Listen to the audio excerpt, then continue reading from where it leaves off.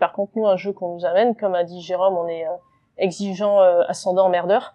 Ouais, on est bien à cheval sur tout ce qui est game design et tout ça, et on va beaucoup en rediscuter, on va beaucoup refaire travailler l'auteur.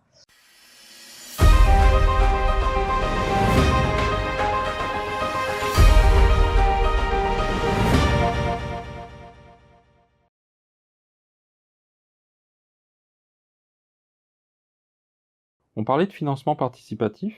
Est-ce le seul moyen d'assurer la pérennité des maisons d'édition de jeux de rôle, ou y en a-t-il d'autres? Il y en avait quand même avant le financement participatif, même si la plupart, en tout cas, ouais, à l'époque dont on parlait, ont plutôt périclité. Il y a encore des maisons qui s'en sortent sans, ou en tout cas partiellement sans. Donc oui, c'est possible. Par contre, pour une structure comme la nôtre, où on est vraiment une petite structure, où on n'est que deux, nous, niveau fonctionnement économique, ça paraîtrait très très difficile sans, effectivement, quoi. Enfin, je sais pas ce que t'en penses, mais moi, ça me paraîtrait vraiment très compliqué, ouais. Alors pour nous, oui. Après, pas mal des, on va dire des gros éditeurs de jeux de rôle ont une activité à côté. Alors je sais pas à quelle hauteur, mais des boutiques par exemple, enfin des choses comme ça qui doivent aider, quoi, qui doivent stabiliser, ne serait-ce que stabiliser les revenus. Après, je sais pas suffisamment comment ils fonctionnent pour voir si c'est obligatoire ou pas. Il y a aussi des questions de taille d'entreprise, des choses comme ça. Mais globalement, aujourd'hui, ça a l'air d'être un peu le sens de l'histoire, quand même. Au moins à court terme. On l'a vu juste avant, vous avez un sacré parcours. Quelle est l'expérience qui vous sert le plus dans votre métier d'éditeur? En gros, est-ce qu'il faut être rôliste pour éditer des jeux de rôle? Oui, évidemment. Parce que ce qu'il y a de particulier avec le jeu de rôle d'une façon générale, c'est que le jeu de rôle, finalement, de plus en plus, les gens en ont entendu parler, notamment dans tous les milieux geeks, pas que les milieux du jeu en général. On a des adaptations de jeux vidéo très connus des jeux de rôle, que ce soit les MMO ou les RPG solo. Donc du coup, il y a plein de codes du jeu de rôle qui vraiment commencent à parler à plein de gens. Néanmoins, le marché et les rôlistes même parmi la communauté geek, ça reste quand même un groupe pas si étendu. Surtout à l'aune de la façon dont la communauté geek s'étend, on va dire, et dans la culture geek s'étend. Et clairement, pour moi, ça reste un métier de passionné. Et voilà, moi, quand j'ai découvert le vrai jeu de rôle, entre guillemets, donc parce que j'ai cité au début, ça a été vraiment un coup de foudre. Voilà, ce métier-là est assez exigeant, dans le sens où pour moi, il faut quand même avoir une bonne culture de ce qui s'est fait, de l'histoire du média, même s'il est assez jeune, il a à peu près une quarantaine d'années, puisqu'on fait dater à 74.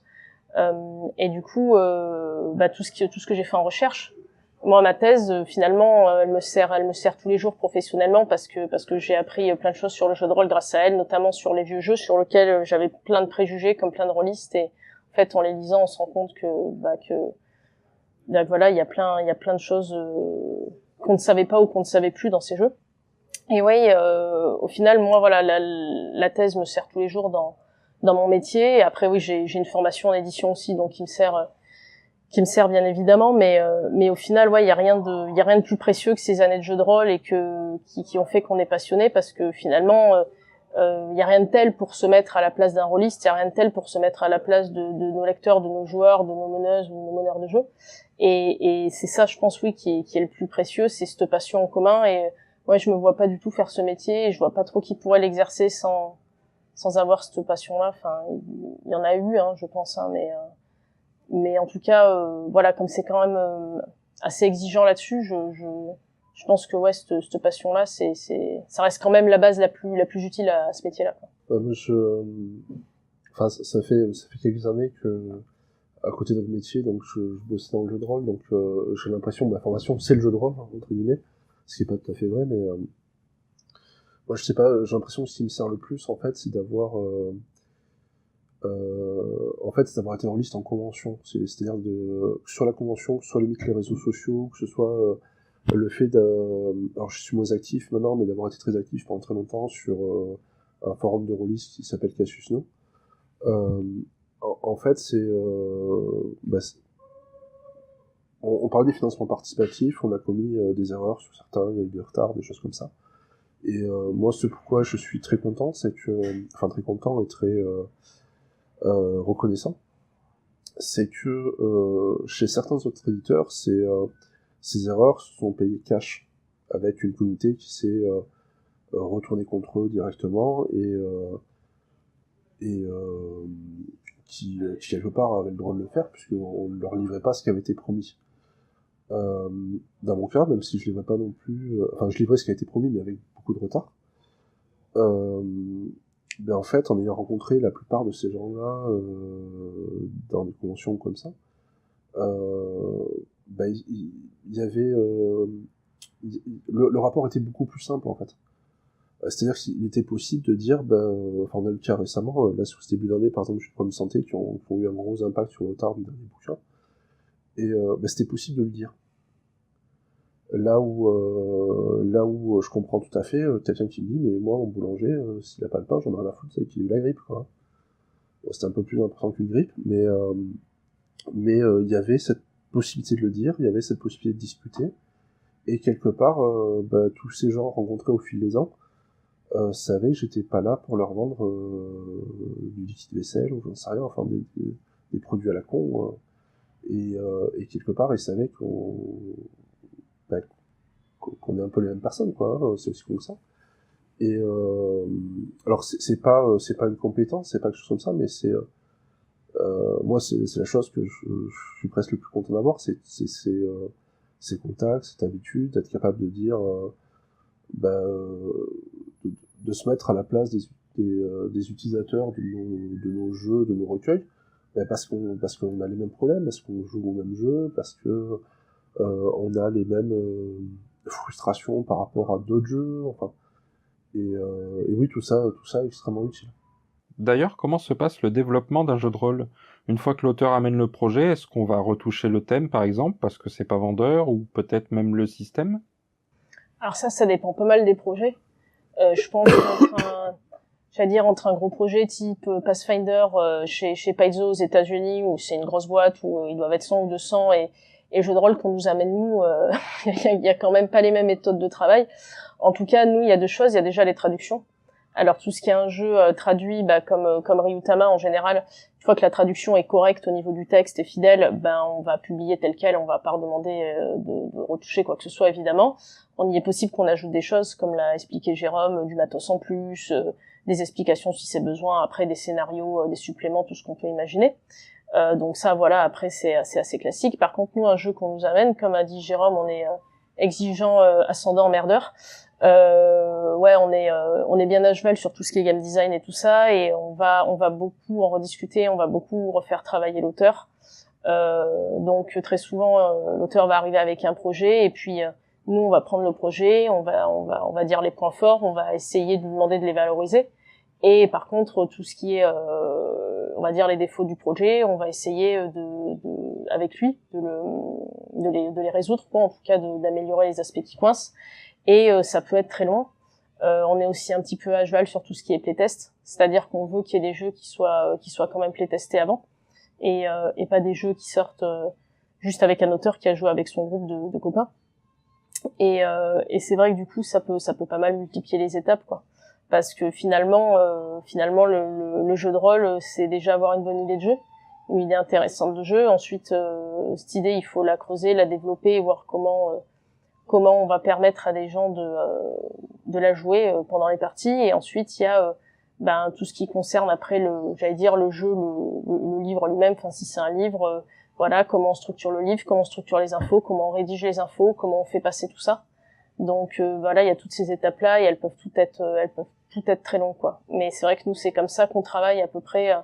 On travaille beaucoup sur le contenu des jeux, quoi. On va pas nous envoyer un jeu, et à moins que la personne soit un génie, et quand bien même on aura toujours des choses et des idées pour améliorer, pour enrichir, pour avoir des propos, pour avoir un jeu qui est cohérent. Quand je dis un jeu qui est cohérent, c'est par exemple si on fait un jeu, je sais pas, sur les relations familiales, imaginons, puisqu'on a des jeux de rôle sur des thèmes très très divers, c'est pas la peine de mettre 25 pages sur un sous-système exprès pour les courses-poursuites en voiture. A priori, on va pas s'en servir. Mais comme le jeu de rôle, il y a aussi une culture et des codes.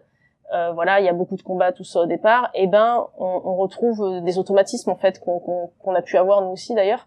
Et nous, on va traquer ce genre de choses pour avoir vraiment des jeux niveau game design qui permettent d'avoir à la table ce qu'ils promettent en fait, ce qui est toujours le Graal, le saint Graal de tous les game designers de jeux, je pense. Enfin, en jeu de rôle en tout cas quoi. Mais l'idée effectivement derrière tout ça, c'est que des projets, on en a plein. Ne serait-ce parce qu'encore une fois, au départ, c'était aussi pour faire nos propres projets. Donc on n'est pas forcément en attente. Par contre, quand ça arrive, on est flatté, qu'on nous envoie des choses, etc. Le seul truc, c'est que il y a plein d'éditeurs qui ont beaucoup plus d'expérience que nous dans la gestion de ces projets-là. Donc nous, tout ce qu'on peut amener, c'est notre expérience de game designer. En fait, c'est notre alors de game designer pas que, mais c'est pas la peine de nous amener un jeu si les personnes ne veulent pas qu'on y touche en fait, parce que les autres le feront mieux. Enfin, c'est aussi bête que ça en fait. Donc effectivement, si on nous envoie un jeu, on va avoir tendance à retoucher tout ça. À la différence, on va dire, de ce qui se passe dans le jeu de plateau, la question de rethématiser un jeu complètement, moi, ça m'est jamais arrivé que la question se pose dans ces termes-là, même ailleurs. C'est vraiment pas, c'est vraiment pas quelque chose qui se fait dans le jeu de rôle. Et un autre point que tu as évoqué, c'est celui des playtests.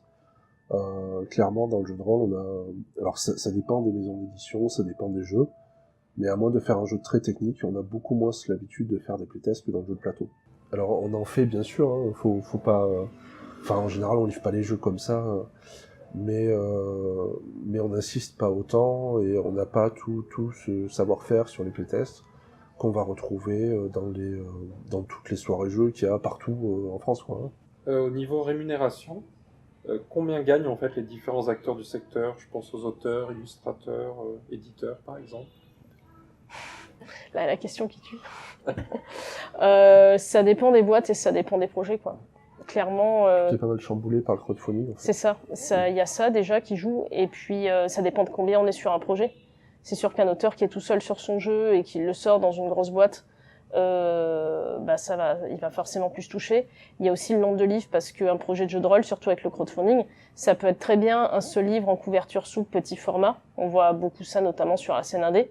Mais ça peut être aussi bien 3 bouquins de jeux de base à la Donjons et Dragons, grand format, couleur, cartonné, avec déjà 3-4 suppléments qui suivent.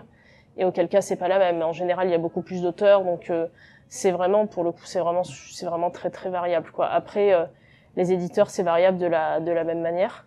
Je sais que maintenant en France, on est plusieurs à en vivre, plus ou moins bien, je pense. C'était peut-être beaucoup plus compliqué il y a quelques années. Mais ça dépend, pour le coup, ça dépend vraiment des projets et des boîtes, quoi. Pour le coup, après, ça reste certainement pas les sommes, notamment au niveau des auteurs. Enfin, ce qu'il faut voir en jeu de rôle aussi, c'est qu'il y a beaucoup d'auteurs qui sont éditeurs.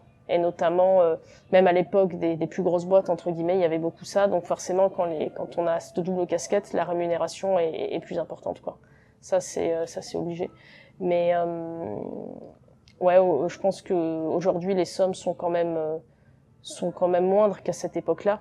Je pense notamment au tarif de la presse. Aujourd'hui, il reste en papier, il reste 2 ou 3 magazines. Quand on connaît ce qu'étaient payées les piges de ces mêmes magazines il y a peut-être 15-20 ans, c'est sûr que maintenant on leur dit les prix, les gars ils rigolent, quoi, parce que c'était beaucoup plus important, quoi. Donc voilà, il y a un mieux. D'un projet à l'autre, d'une maison d'édition à l'autre, ça va être du simple au double, au triple.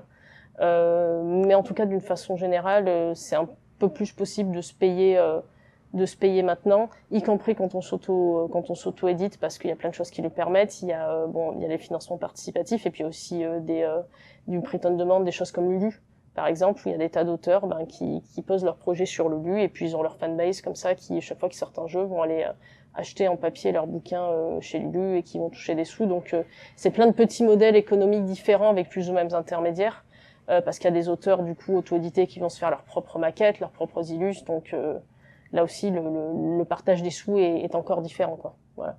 Par rapport Par rapport à la façon de se structurer, on va dire, dans le jeu de plateau, il y a quelques différences notables. Le fait qu'en général, un jeu de rôle, c'est un bouquin. Donc on va avoir tendance à plutôt s'inspirer à la façon dont l'argent est réparti, on va dire, dans l'édition. Enfin, il y a des grosses différences aussi qui viennent de là, mais par exemple, il n'y a pas besoin de payer des figurines, des choses comme ça, c'est beaucoup plus rare. On va avoir... on va peut-être plus se rapprocher de la répartition sur des livres. On peut donner les grandes masses. Alors encore une fois, ça dépend selon les éditeurs, hein, ça dépend selon toute la distribution, mais faut se dire qu'un éditeur qui passe par un distributeur classique, il en reste 2-3, on va dire, principaux en France pour le jeu de rôle, et qui distribue en boutique. Sur le prix qu'on trouve un livre en boutique, il en récupère à peu près 40%, 40-45%, ça dépend. Et là-dessus, la façon dont c'est réparti entre l'éditeur et, on va dire, les auteurs, illustrateurs, tout ça, ça dépend des projets. Réellement, c'est variable sur un projet. Si on prend les deux qu'on a sortis, sur jouer des parties de jeux de rôle, par exemple, il n'y a presque pas d'illustration. Et on les a faites en grande partie, donc ça nous a permis de payer plutôt confortablement plein d'auteurs. On les a payés par contre au forfait. On les a pas payés au pourcentage, mais c'est quelque chose qui existe aussi en fait. Donc toutes ces choses-là peuvent varier. Il y avait un article qui était fait dans un Casus Belli il y a quelques numéros qui était très bien fait là-dessus. Je pense que le mieux c'est de s'y référer. Éventuellement, on vous donnera le numéro et les références exactes. Parce que, effectivement, c'est un peu complexe pour répondre juste sur des choses comme ça. L'idée générale, c'est, voilà, un peu moins de la moitié, entre 40%, disons 40% de ce que coûte un livre en boutique va revenir à l'éditeur. Et après, on sépare à l'intérieur, on répartit. L'autre élément qui est très important et qui est très différent par rapport au jeu plateau classique, c'est le nombre de ventes. Pendant des années, je pensais qu'un succès c'était 1000 exemplaires. Aujourd'hui, c'est peut-être plus 750, je sais pas. Après, ça peut monter très très haut sur certains jeux. On a, je pense à des jeux comme Cthulhu, à des jeux comme Aventure de Maillard Chakiri, qui est justement en train d'être financé participativement en ce moment. Tout ça peut monter beaucoup plus haut, mais sur du classique, on va être dans ces eaux-là, quoi. Et du coup, on est très très loin on parle pas de 20 000 boîtes ou 30 000 boîtes, quoi. On n'est pas du tout là-dedans. Et du coup, clairement, la plupart des auteurs, la plupart des professionnels font autre chose à côté. Une question bête, mais est-ce que les jeux de rôle sont protégés par la loi Langue ? Bah oui, comme c'est des livres, ils ont des ISBN et ils ont le prix unique et c'est des livres légalement à part entière. Alors, il y en a qui les sortent en boîte, c'est un petit peu plus rare quand même maintenant. C'est que le format livre, c'est quand même celui qui est quand même largement majoritaire. Mais c'est effectivement des bouquins du point de vue de la loi Langue avec tout ce que ça implique en termes de prix unique. Donc effectivement, pour les boutiques, par rapport aux jeux de plateau, ça change qui fixe le prix, puisque là du coup c'est nous. Et aussi tout ce qui concerne les soldes et tout ça, c'est aussi soumis à la loi Langue. Donc le délai c'est 2 ans si ça n'a pas changé. Et par exemple, on peut pas solder un livre avant 2 ans de mise en vente en fait. Il y a plein de petites choses comme ça qui changent.